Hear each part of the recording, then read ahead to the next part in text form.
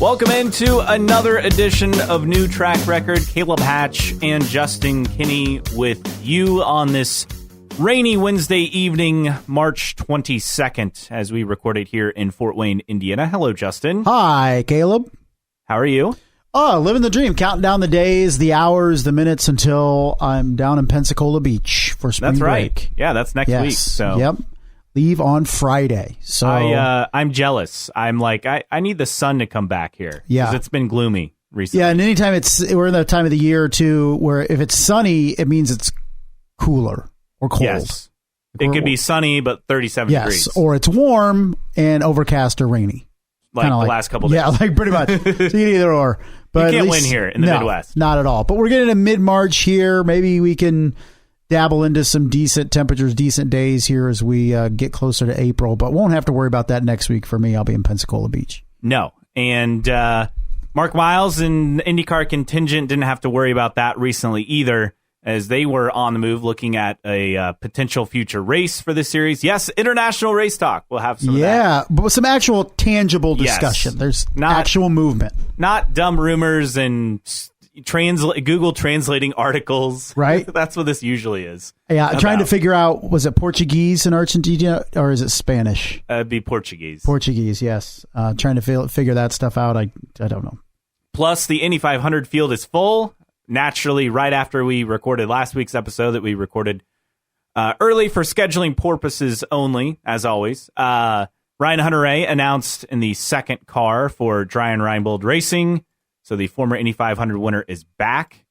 And it's wild to think. I mean, he didn't participate in IndyCar at all last year. Correct. Did some SRX races, but so good to see him back at the Speedway. Another former winner. So we're up to 9. I don't think we'll hit 10 because I don't think Montoya is coming back, but close. And those are kind of the headline stories of the week. Plus, we got interesting tidbit on Iowa for this year. Takuma Sato unveiled his livery for the Texas race, and I would presume potentially for the Indy 500 as well. All stories we're going to get to this week. In fact, we'll start with the Ryan Hunter-Reay news. I think this is a bit of a surprise, only because we thought he was a done deal for that fourth car at Rahal Letterman Lanigan Racing. Then that went to Catherine Legge. That was, I think, a shock to almost everyone. That's what we were expecting the announcement to be. Right. But he will drive the 23 Chevrolet Entry. This is a good ride. I don't think you can understate that enough. In fact, you could argue this is a better ride than the fourth car at Rahal. In fact, I think it's an easy I would argument. agree. Yeah, I think so too. And with the experience he brings, of course, this should be a team and a operation that should be able to get up to speed rather quickly. And it's a solid ride. We thought maybe, I'm talking about it with either the fourth Rahal or if he could be the replacement for Jack Harvey at some point, if that happens. This kind of puts that to bed. And that's what we were talking about on last week's show about could he be that guy. Mm-hmm. Now we're getting indications of another driver that could potentially be the Jack Harvey replacement. We'll get to that a little bit later. But this is a good ride for a good driver, and we'll see how it goes for RHR. Always good to have former winners in the field, particularly when they're in competitive rides and not feeling like they're just in it to be in it. I don't feel like that with RHR or this team. So it's a good match, good fit. We'll see what Captain America can do in May. Is this the best one-off ride in the field? Man, that's kind of tough when I try to think about what the field looks like. Yeah, there aren't that many one-off rides, though. You got to remember. Ed Carpenter's running 6? multiple races, not even because. So you have Catherine Legge in the fourth Rahal car, right? Stefan Wilson, who will be his teammate in Dreyer Reinbold with the Cusick Motorsports co-entry, and then after that you have Tony Kanaan, Marco Andretti. That's it. So is it Kanaan? I would say it's probably Kanaan. Probably Kanaan, and then RHR. And then RHR. Yeah. Are we shortchanging Marco? He hasn't really done a whole lot the last couple years. But he's still with Andretti. Still with Andretti, had the pole in 2020, but really since then, it's been a rough couple years at Indy. Finished 13th in 2020 in his last full-time season, but 19th and 22nd the last two seasons. Yeah, so when you look at it with Andretti maybe down a little bit, but when you look at Indy 500 finishes for Ryan Hunter-Reay of late. 22nd in 2021 and then 10th in 2020. Had a top 5 in 2018. But since his win in 2014, no podiums. I know we technically don't have podiums at the Indy 500, but just go with me. Yeah. In the last 7 500s he has been in since his win, he has 1 top 5. And that came in 2018. In 2021, he was running 5th or 6th when he had a pit speed violation? Yeah, I think that's coming into the pits on his final pit stop. So he was competitive that year, but that was it. I mean, his brakes, I think, just did not work. Sped into the pits, race was over. I'll be curious how I mean, when you're away from a car for that long, it does make it interesting. Yes, there's tons of practice time, but it's also just the rhythm of everything for these drivers, and that's why a lot of times they have them do the GP, then do the 500, even though it's not the same track. No, but it shakes the rust off a little bit. You build some sort of rapport with the team. So that's kind of what you're looking for in terms of trying to build that. But I think RHR will be fine. Now, whether that team's fine, is that car fine, we'll see. But I like the match between those two. He did spend some time with Hukos Hollinger last year, working with Callum Eilot, and apparently was offered the rumor was he was offered a ride at Hukos, turned it down last year. So he's back. This is a team in Dreyer Reinbold that has guys who can compete. Sage Karam was 7th back in 2021. Ferrucci was 10th last year. So, I mean, it's a legitimate team that could finish in the top 10. And if everything goes their way, they can be in the mix at the end if everything goes their way. But everything has to go their way. Yes, it is a high quality ride. In like we mentioned, you could argue the quality of this one-off ride is one of the best in the field and better than a lot of full-time entries, at least the 500. Yeah, absolutely. When you look at what Dreyer Reinbold has brought to the Indy 500 of late, I mean, they've had some competitive cars, competitive results. I think it's last year where they had a top 10 with Ferrucci, and then the year before the run with Sage, that was a top 10. Mm-hmm. But that really has kind of set the bar, because since before that, it was a lot of struggles at the 500. But 2 top 10s in the past 2 years. Sage Karam finished, 23rd last year. So it's in the right direction. That what makes you want to think that maybe there's something here for Dreyer and Reinbold to build on long term, at least in Indy. But I just inevitably, of course, I don't know if it'll come before the 500. I don't know if it'll come after the 500, but there'll inevitably be that story about if Dreyer and Reinbold is looking to do more races. Oh, yes. It's just like the off-season engineering program, engineering shuffle. It's the Dreyer and Reinbold. Are they going to do more races? Yes or no? And here's the thing. They never do. That's true. They did. Well, a couple years ago, they did other the road courses, right? Yes. So other than that, no, they haven't done anything since I think Oriol Servia was in the seat way back when. No, Sage ran some extra races in 21, I believe. Did he? I think so. Well, it's not completely unprecedented. No, none in 2021. So Sage Karam in 2020 did all of the IMS road course races, which there were about 17 of them. Right. So that's the only additional races that they did going back to 2013 with Oriol Servia. So, but inevitably we'll get a story. Somebody will write it that we'll get a story about that. And of course, the only IndyCar win for Dreyer Reinbold. Can you name it? Oh man, it came at your favorite racetrack, Kentucky Speedway. No, close. And not by when I say close, I mean not really close. It happened January 29th in 2000. Robbie I gave you the McGee, year. Right? You get the first name right. Robbie Buell. Yes, sorry. sir. Robbie McGee was an IndyCar driver. Yes, he was. That's why I got it mixed up. Yeah, Robbie Buell, Chicagoland, Kansas. Walt Disney World. Oh, wow. Yeah. Yes, I would sir. not have guessed that. The one and only win thus far for Dreyer and Reinbold Racing. Can they make it 2 at Indy?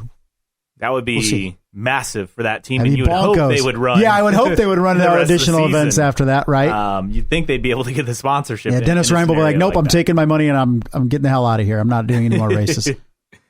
So Ryan Hunter-Reay, the field is full for the Indy 500. We have 33 entries. Will there be a 34th, as Mark Miles has really hinted at multiple times in the last month or so?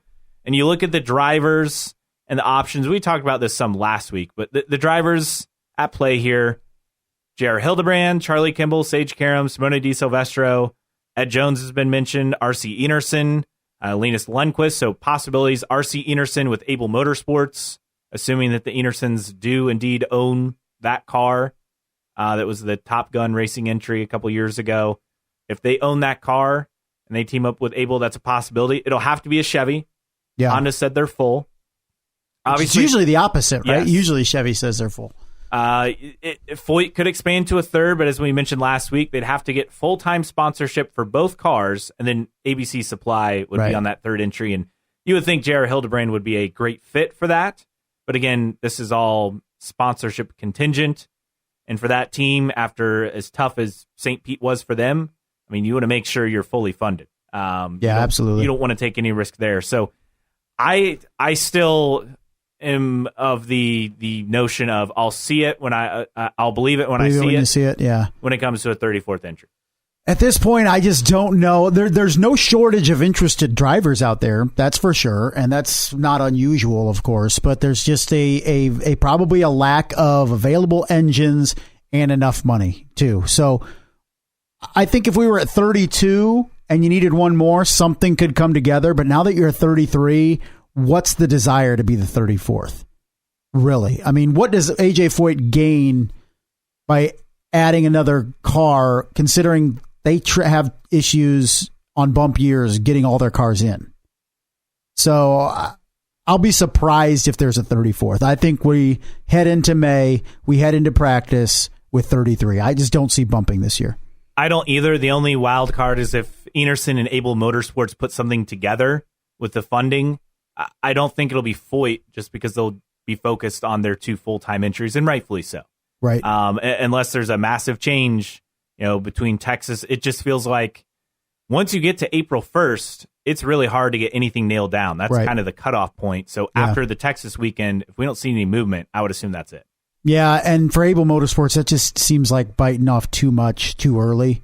I think this could be a team that maybe co-sponsors or co-runs a car next year with an existing team, something like that. But that just seems like a lot for Able Motorsports to try to do this year.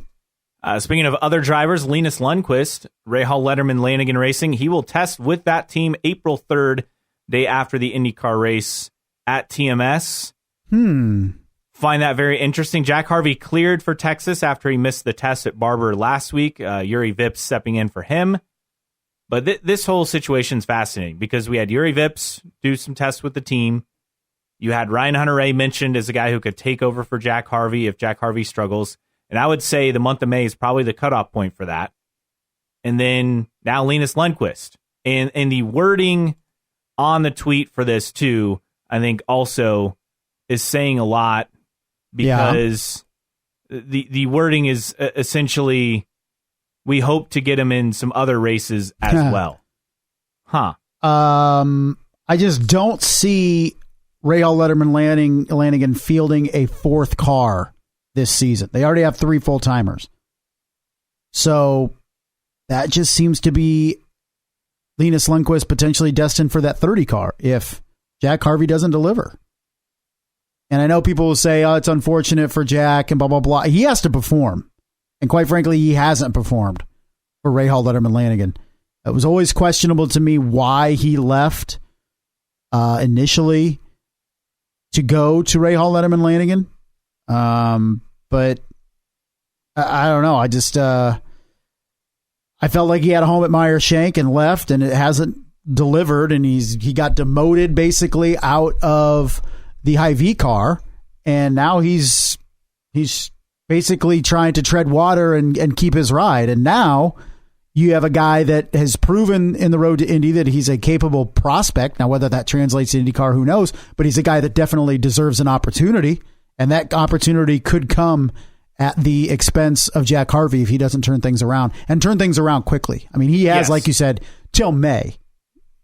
I mean, going into June. They will have made their decision. I think the Indy 500 is probably his last shot if he continues to struggle. Now, unfortunately for him, he was taken out at St. Pete, so yeah, he was part of the melee early. It wasn't a whole lot he could do, but it's so tough to remove somebody right after Indy, though, because you have the successive races after that. So, but we'll see. So the tweet, Feeder Series Americas, discussing this, Bobby Rahal told Swedish TV station SVT that RLL will see what we can do to run him in a couple of races this year.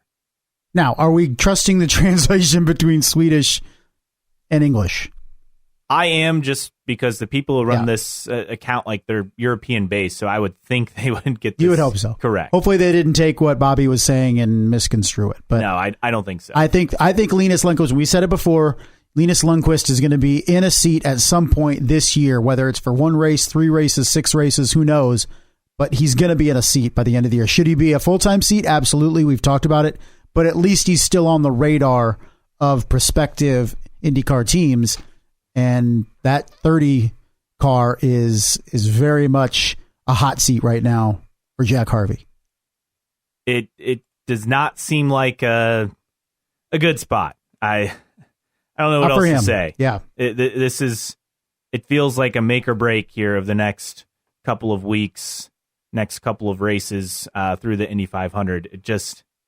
It's unfortunate, but that's where things stand with Jack Harvey. And what's he need to keep that seat? You thinking top 10s? Does he need to get a podium? I don't think you really need podiums. I just think you need to be solid, top half of the field, get some top 10s, be competitive, and just keep the car clean. Yeah. We'll see if he can do it. And Texas will be interesting, right? Because he didn't race with him last year because he had that practice crash. So that will be the first, I guess the second data point on the season, but the first real intriguing data point, because when you're taken out in the season opener, it's hard to really take a whole lot. Yeah, very much an incomplete. And say, especially so early. Yes, it's hard. Well, got to worry though, because you have one bad race and it's the first race. NBC is going to talk about how important it is for the rest of the season. Yep, he is way behind in the points. I imagine. I haven't looked at the point standings. I'm just presuming. We're one race in, so yes. I think that's easy to pick out. Yes, for sure. So Jack Harvey, Linus Lundqvist, that's the latest there. They did have testing at Texas last week for the rookies.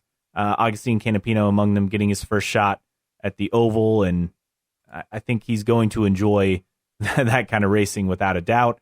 So that's a look at as far as the rides go and the update there. And now it's time for everyone's favorite part of the podcast, international races. Yeah, nothing on a third OEM this week. We actually have some tangible things. Yes. We actually have news to talk about, not just rumor. We do. So this is not a surprise. We knew last year that someone from Argentina was at the Indy 500, and then obviously IndyCar gave the go-ahead for Agustin Canapino and Juncos Hollinger to do those demonstration runs in Buenos Aires, and then Termas de Rio Hondo, the track in the Santiago province.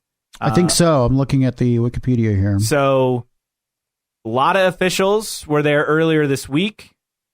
Mark Miles, Penske Entertainment CEO, VP Michael Montri, Tony Kottman, NZ Consulting. They designed circuits. In fact, we interviewed him in the past on the show. Obviously, Ricardo Juncos there, local government and track officials. Again, this event has hosted MotoGP and World Touring Car Championship stops in the last decade. So it's a legitimate track. It's the one he did one of the demonstration runs. I was able to watch some of that. It's a legitimate circuit. There's no doubts about the circuit. They may have to make a few modifications, but it's nothing major. They're in Argentina checking out a potential venue, the Autodromo Termas de Rio Hondo circuit, toured the property, evaluated the possibility of holding a future IndyCar race there. So that's where things stand. You don't do this trip and have this come out if you're not closing in on something. Do you think when and where on the schedule? So do you think it's in the gap that we're in right now for 2023? I think that's the obvious... Or 2024, excuse me. Obvious way to look at it. But, so it's Santiago del Estero. That's where it is. Yes. And it's like a resort area. So there's like a couple of hot springs and like a lot of spas. It's like in the north central part of Argentina. In that area. So I don't think of it as like, if you're from Indiana, think of it as like, what? Like French Lick. I was going to say. West Baden, right? Yeah. A little bit bigger, obviously, but think of it like that. They do have an international airport there. There's a reservoir right next to the airport and the racetrack. The racetrack and the airport are basically right next to each other. Nice. If you look it up. So that's convenient for the teams. That helps with, any concerns about things like that. So look, things are happening here.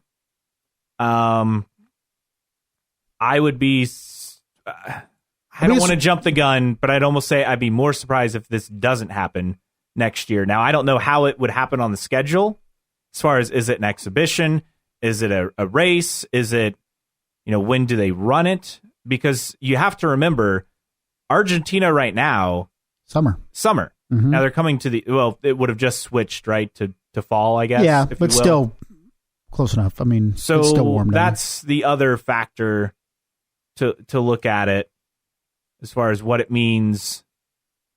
But I don't know. I really don't know where it would fall in the schedule. This gap seems like the obvious one, but I don't know if that's necessarily a given. And two, we don't really have details on any track improvements that'll be needed, like running what they run now, which is touring cars, right? Yes. And even Formula Renault has been there, which is some open wheel racing.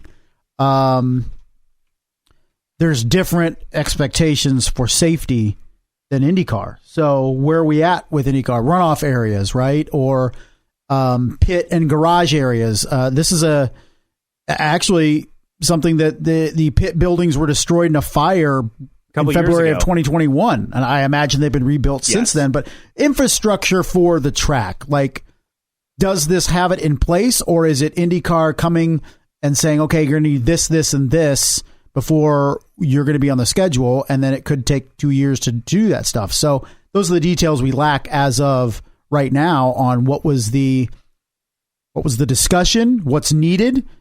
Is it ready to go? Could IndyCar go tomorrow and race there? I mean, maybe, but we don't really have details on that. All we know is IndyCar visited, and they were very impressed with the exhibition that Juncos put on with Canapino when they were down there.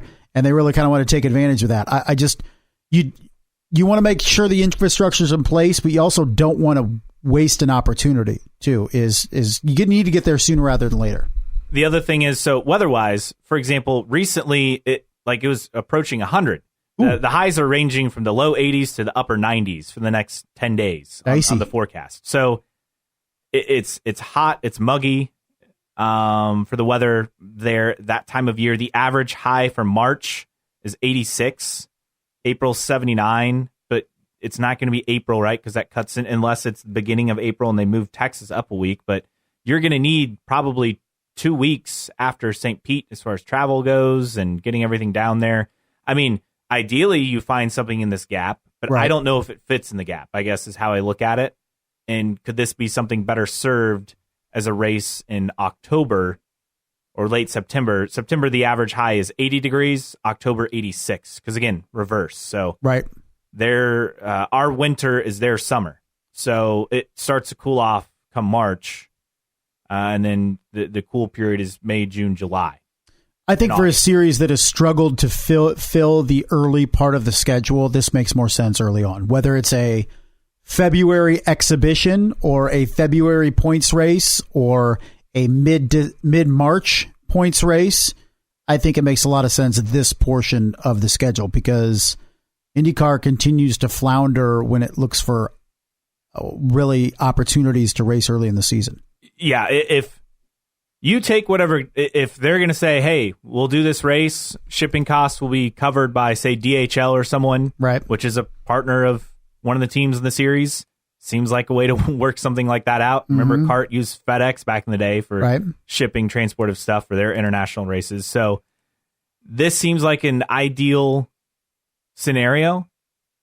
Running it, as you mentioned, February, it's a little hotter, but sometime in March, you find a way to make it work. You have a gap of at least 2 weeks. You fill that gap between St. Pete and Texas and make it happen. I think it makes more sense than the latter half of the year, latter part of the year. Like, you want to crown your champion. I think in the United States somewhere as opposed to Argentina. So that would be my thing for later in the year. I think it just makes too much sense earlier in the season. I think so too, and this just seems like a logical place. Now, I get that everyone's going to say, well, what about Mexico, or what about another race in Canada? And we've had stories like that pop up every now and then, as far as racing at Mexico and Monterey at Fundadora Park, where they've raced before, Pato Award's hometown. And I get it. Fans say, well, you have a driver in Mexico and you have a fan base, and whether it's in Mexico City, where that's been rumored before, right? 6, 7, 8 years ago, or Monterey, or just somewhere it seems like the Puebla Oval is a no-go. Yeah. Which randomly the other day, I saw a car with a Puebla, Mexico license plate somewhere. Really? Yeah. In town, like in Indiana? I mean, still anywhere around here would be. Yeah, random. I'm trying to remember like where it was. I think it was in Fort Wayne. Yeah, it was wild. I thought it was like Pueblo, like, but it was a front license plate. I'm like, no, that's not Colorado. Like, I would know. No, it was Puebla. I was shocked. But interesting. Either way, maybe they were in Indiana to talk to Mark Miles. Maybe you never know. You never know. I don't think they would have made their way up here. I forget where I saw it, if it was here or Indy or somewhere else. But yeah, I saw it very recently. But either way, and then in Canada. Marshall Pruitt mentioned the mailbag a few weeks back that Montreal was like an outside shot of having a race. And remember, Champ Car did race there a couple times. So maybe that's a possibility. But as always with these races, two things. One, you go where you're wanted. And two, you go where the money is good. Yes. And if the check clears, you go. And I don't care what time of year. Yep. I don't care the destination. IndyCar doesn't have the luxury to pick and choose like Correct. NASCAR can, like Formula One can. They don't have that luxury right now. So you have to go after what's presented to you. And racing in Argentina, where they have a driver full-time in the series who's shown himself adequately well. Right. In fact, I'd say better than adequate, considering his first race was on a street course. And he didn't cause any issues, completed every lap, finished 12th. I get there's a lot of carnage, but there's something to be said for staying out of trouble, right, in racing. And you have a fan base there. If they show up for demonstration runs like they did, they'll certainly show up for a race. Right. So go where you're wanted. This seems like a great opportunity. Do they add more in Mexico or add more in Canada and add a race in Mexico and maybe somewhere else? Hopefully. I mean, love for IndyCar to go back to Brazil, right? But again, it just depends on the economy of the country and how things are and how you make it work. It's very expensive to put these events on, especially when you consider just the cost to get the cars down there. That's probably the biggest hurdle. It's not necessarily these tracks. The tracks are up to grade, up to par for IndyCar. Right. It's all the logistics stuff and the contracts and the money that holds these things up. IndyCar has very few markets, venues, whatever, clamoring for IndyCar right now, a race. And that's just reality. And so you have very few of those. And of those very few, Argentina has been the most vocal and the most persistent and has shown the ability that, yes, there would be significant interest in having a race there. They're putting the best step forward to try to lure IndyCar to the country. Who else is doing that to this extent? Not just, I'm talking domestically, let alone overseas or out of the United States. So there are very few of these opportunities coming about for IndyCar. They need to make sure this happens. You know what? If 2 or 3 IndyCar owners are like, no, I think it's a Roger Penske decision, IndyCar decision. Like, no, I don't care what you guys say, we're going. I think that really needs to be the play right now. Maybe you go down and it doesn't go well or something like that, but you at least need to commit to a race down there and see how it goes. And the other thing is, Penske and their whole strategy was very much, we're not into international races, we want to focus domestic, but you always entertain something if it's presented to you and it's the right thing, right? And this to me seems like the absolute right opportunity. and you can't just like turn those things down because they may not pop up again. We know they were close with surfers a couple of years ago, and then that kind of fell through. So it's not like they haven't pursued these. I know Penske kind of poo-pooed that idea as being something they are interested in, but Mark Miles is the one who came out and said they wanted a winter series a few years ago. A 3-race kind of exhibition winter series. That went away. This seems like another opportunity for something, and you hope it works.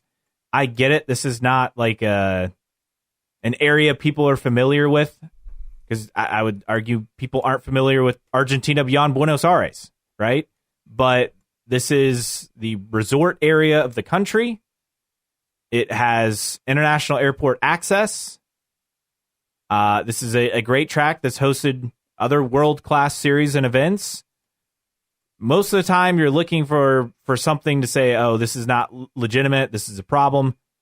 In this case, you have everything set up right there for you, really to a T, to make this happen. So I hope it happens, and I hope this is something they move forward on. We shall see. We will. I think it's a positive step that IndyCar at least went down there, but please just make it a points race. Don't make it a stupid exhibition. Yes. Like if we're going to put the time and effort to get all the personnel down there and all the teams and all the drivers and all the cars, don't give us an exhibition race. Make it a points race. And the thing is, this has been a city that they have invested in a lot recently. Like that's the thing I find fascinating is that the airport is relatively new. They didn't have an airport for a while. Like it had closed. Oh. So that's a big positive. It was closed in the late 70s, and then they built essentially a new airport that opened in 2012. So that's positive. The racetrack, again. It's only about 14 years old, and it was rebuilt completely. They rebuilt it, exactly. It's not a huge place, under 30,000 people, or around 30,000 people. You got more than that for the what would they officially call it? The with demonstration going around. runs. The demonstration runs. They had a huge crowd in Buenos Aires, and they had a huge crowd at this racetrack. And again, if you watch, you can go back on Juncos's YouTube and look at video of this and everything. It's a legitimate track. There's no concern about the layout. Like looking at it, there's some long straights. There's some sweeping corners. I mean, this is an interesting track that they can work. It's one of those flowing tracks. Yes, it's very, I would say high speed, but it's capable of having some really good racing, I feel. And as far as the Grand Prix circuit, is nearly 3 miles, 14 turns. So this is a legitimate circuit that they can use. So again, I feel good about this. I think this is an interesting option. I get it. It's not Mexico. It's not another race in Canada. And it's not, remember when there was like a rumor about IndyCar racing somewhere in the Middle East? You knew that was never going to happen. Yeah, Dubai or that whatever. That was probably it was. just all posturing with F1. For sure. To say, hey, and now Middle East is we're going to run IndyCar. They're like, no, you're not. You're going to pay for us. You always knew that was what was happening there. But overall, feel good about this. We'll see what happens, though, moving forward. Comes down to go where you're wanted, and you're wanted in Argentina. Find a way. I don't see a way that this would not happen. This would be IndyCar's return to Argentina for the first time since 1971 in Rafaela. In the Santa Fe province, where again they had that huge oval race, drew big crowds, but was just a one-off event. There was a season opener. Yeah, the whole read up more on the Rafaela event because it's fascinating. Really, I'll have to check into it. So we'll see what happens. But the quotes then is that as far as after the demonstration runs, Jay Fry is saying to Motorsport afterward, the reception was incredible. They got our attention, appreciate the interest. Everything that we saw was an incredible event, and that's why they were down there again this week. We'll see what happens. All right, moving on. Enough talk about international races, right? Well, this isn't as depressing as most of our conversations regarding international races. So we have a few things we'll get to on news and notes in a bit, but I think the other notable story to come out this week is pretty simple. Change at Iowa. So last year you had a 250 and a 300, but Hy-Vee IndyCar Weekend, the official names are out. It'll be the Hy-Vee Homefront 250 presented by Instacart on July 22nd. Then the Hy-Vee One Step 250 presented by Gatorade on July 23rd. Remember, Gatorade's been featured on the Hy-Vee race car. But you had a 250 and a 300 last year, and now you just have two 250-mile races. Is this due to time constraints with the concerts? Could potentially. I always kind of found it weird. The Sunday race was longer last year. That was the 300. The 250 was on Which Saturday. I always found it kind of weird, like why the Sunday one was longer. It doesn't really affect my interest. I wonder if it's a concert thing. I wonder if it's a TV thing. I wonder if it's just, hey, we're freaking exhausted by the end of the second race after 2 days of running. Maybe it's just the drivers questioning and the teams going, well, why is the second race longer? We don't understand. So could be a variety of factors, but is what it is. It doesn't bother me. An extra 50 laps isn't going to make or break the event for me. So that's a look at the headlines this week. If you agree or disagree with us on anything, we'd love for you to interact with us. You can find us online, newtrackrecordpodcast.com. While you're there, check out the store. We have stickers and T-shirts for sale. In fact, someone pointed out... Yeah, did you ever see a screen grab of that? Did you? So Seems like an urban legend to me. No, it's real. Okay. If you go to the 123 mark, so the very beginning, 1 minute, 23 seconds into the Peacock broadcast, one of our fans... sent us, fans of the podcast, sent us, they were holding up their shirt at St. Pete. So if you go, you'll look on the right-hand side of the screen. It is there. 123. Yes. And so I tried to screenshot it on my phone, thinking I could just do that easily. It won't screenshot? It screenshots just a black picture. Yeah. So you can't screenshot it. So you almost have to take a picture of the screen. Yes. So not on your own phone, but with something else. So probably I may go back and try to pull it from like my laptop and do it that way. So it's not the easy screenshot just using my iPhone. Right. But yes, you can buy that shirt, other different colors as well, on the store page at newtrackrecordpodcast.com. Also, you can sign up for our email list, free to subscribe. You'll get emails about every new episode, plus any special announcements we make for the show, all via that email list, email subscription. Again, totally free. On social media, our Twitter handle, our Instagram handle, IndyCar Podcast. And on Facebook, just search for New Track Record. Plus, you can always email us, newtrackrecordpodcast@gmail.com. And as always, follow us on Patreon, patreon.com/newtrackrecord. Thanks to Xavier, Rob, Stitch, and others for their support of the show. Again, starting at just as little as $1 a month.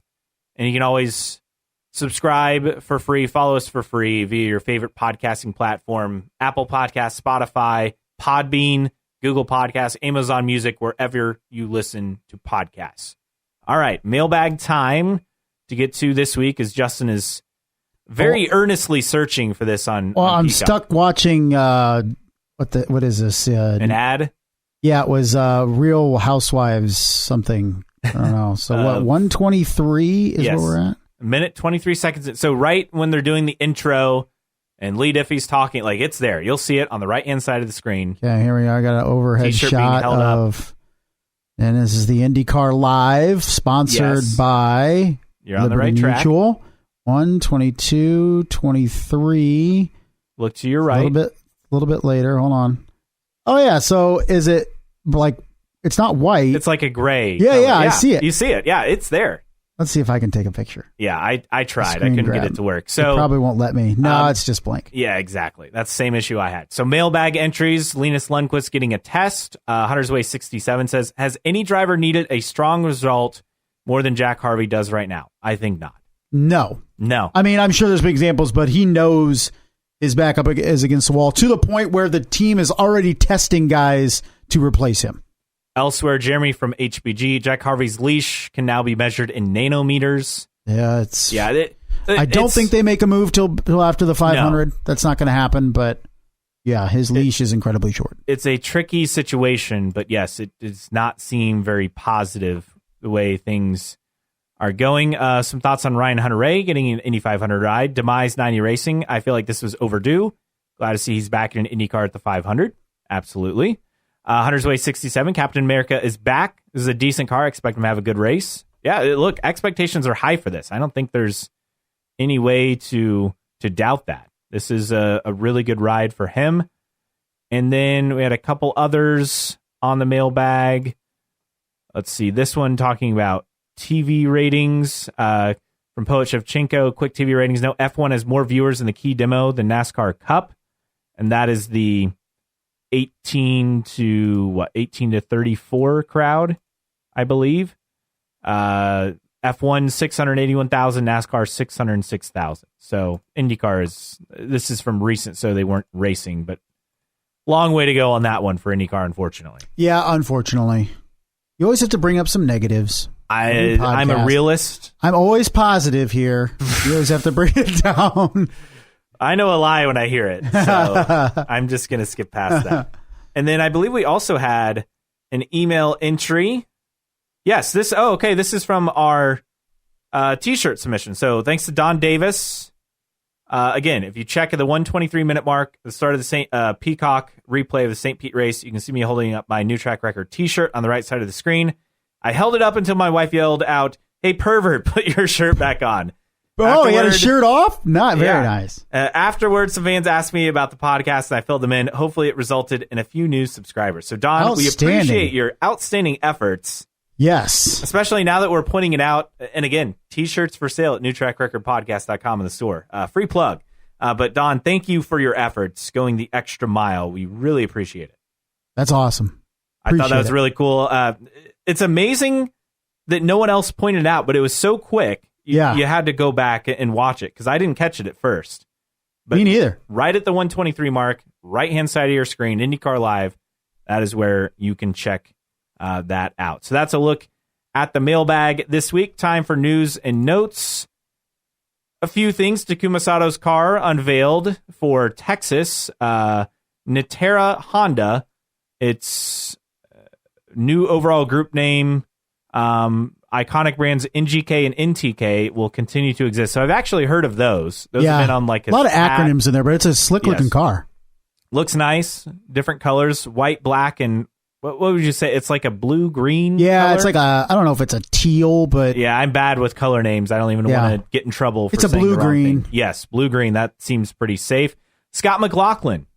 First IMSA win this weekend, 12 hours of Sebring. Him and Tower Motorsports, Kiffin Simpson, and part of that crew. First IMSA win for him, and I believe they're on the overall podium, if I'm not mistaken. Impressive. So there was a wild crash where the leaders took each other out late. Nice. And so they were able to... Sometimes right place, right time is... Yeah, they were third overall and first in their class. Very nice. Tower Motorsports, LMP2, great job. That's a very impressive result. I get it. It happened because there was some carnage, but hey, you just take advantage of what's thrown before you. Yeah, other notes presented out there. So Indy 500 race tickets have been mailed out. Received mine the other week. Bronze badges now are out the door as well. So if you order a bronze badge, look for that heading your way. Also, F1 rating down 0.74 rating, 1.523 million viewers for the race in Saudi Arabia, down in rating from the previous year, 0.79 to 0.74. In viewers, 1.445 million versus 1.523 last year. So found that interesting. I get it. March Madness kind of here in the U.S. kind of takes away from that. But NASCAR ratings have been down at least 500,000 every race outside of Daytona. Not been great. And it was down. Daytona was down, but Daytona's down slightly. Not everything's that been much. Down considerable. I'm sure Chase Elliott not being there is a factor, but it can't be that much of a factor. It's had a bigger impact than I thought, but it's not 500,000 a race factor. So this is Dale Earnhardt Jr. we're talking about. So yes. Just not good for Cup right now in the ratings department. And speaking of NASCAR, McDonald's will be the sponsor for the NASCAR Chicago Street Race this summer. That's not a surprise. McDonald's based in the Chicagoland area. Yeah. They will get promo rights, branding in a dedicated section of the circuit, ad inventory on NBC, MRN, and Sirius. So Exciting. Full deal. That's a pretty big deal for them. And then Graham Rahal Performance, obviously owned by Graham Rahal. Radical Motorsport, the UK's largest race car manufacturer. Graham Rahal Performance is its new official dealer in Indianapolis. And he's gonna have an empire by the time he's got Ducati, reaches retirement age. He's got Radical now. He has some dealerships that he owns. I mean, he is set up. As much as I think he's left some to be desired as a race car driver, that dude is a consummate businessman as a race car. Like he's going to have tremendous amount of success. He already has a tremendous amount of success out of the race car. That's only going to continue. I mean, he definitely could be in, say, 20 years where Michael Andretti is now in terms of looking at entering Formula One. I legitimately believe that with Graham Rahal. Like, remember dude, Bobby was the, I forget the exact title, but team principal or president of the Jaguar operation. That's true. Early 2000s. Unfortunately, that did not really go that well. But as it does for any American entry into F1, I don't think it was anything Bobby did. I just think F1 doesn't want people based in America to succeed, plain and simple. I really think that's what it's come down to, unfortunately. Yeah, time will tell if Bobby and Graham, for that matter, can make another run at a thing like that. All right, with that said, time for our random split era driver of the week. We're going back to the OG PPG IndyCar World Series season, 1996. And... well, the OG split season. Correct, the OG split season. And going with your favorite driver that year, Eddie Lawson from Gallus Racing International. You remember Eddie Lawson? No, I do not. He was a rookie, though. He was, and actually a motorcycle driver, basically. You know what? I do recall him now that you say. I'm looking at his wiki. Four-time Grand Prix motorcycle racing world champion. We've definitely covered him before. Because have we really? Yes, I recognize. I got to update my list. The motorcycle aspect of it. Was actually a big-time motorcycle guy. Raced in the Worldwide Grand Prix. They used to have them like South Africa and Hungary. So he did 500cc, which is essentially what MotoGP is now, right? Insanely fast motorcycles, basically. Right. That's the way I understand it. This is 500 precursor class to what became MotoGP. Yes. And did a full season of Indy Lights the year in 94. Actually won at Cleveland that year, raced for Tasman Motorsports, which was, that's going down a deep end. But so that's the team that Elio and TK ran for. Yes. In Lights. Yes, as I'm looking at that. TK, yep, you're right. So, but then in 1996 was the first split season for kart. So raced for Gallus Racing in the Mercedes-Benz car, or at least the engine. His high finish there that season was 6th. He had that at the illustrious US 500, probably because of attrition, and the Grand Prix of Detroit that year. Didn't race over the final 5 races of the season. His final race in the seat was a 15th at Toronto, and then was replaced by Max Pappas. Yeah, not excuse me. That wasn't Max Pappas. That was our Davy Sierra. Jones. Yeah, Davy Jones jumped in the seat from rounds 12th through 16th. And that was it for Eddie Lawson. That was his one and done year, and then didn't go back to motorcycles, actually. His last year in the 500cc class was 92, and that's when he ventured into open wheel, did 3 years of Indy Lights, did 1 race in 92, and then raced about half the season in 93 in Indy Lights before doing a full season in 94. I'm not sure what he did in 95, and then 96 he was with Gallus Racing in kart. But high finish of 6th at 2 different races, the US 500 and Detroit. Had 4 top 10s that year overall, but was replaced over the final 5 races of the season by Gallus Racing. So this week's random split era driver of the week, Mr. Eddie Lawson. What I find interesting is that he would have raced at Laguna Seca in 500cc, and then that was his first Indy Lights race. That's wild. His best result in Indy Lights outside of the win at Cleveland was a second at Laguna Seca in 93 in the season finale. So he went 18th in his first one, at Laguna Seca, 92, where he just did one race, 93, second at Laguna Seca to end the season, and then 94, third at Laguna Seca to end the season. So he found something there, obviously. Yes, he found something that worked. But never ran there in kart. Huh. So go figure. That's all we got. So that's this week's episode. We'll be back next week. It will finally be race week, which is hard to believe that we've made it through this gap. But next week will finally be race week for Texas. I'm sure we'll have more news coming out between now and then. But for Justin Kinney, I am Caleb Hatch. This has been New Track Record Podcast.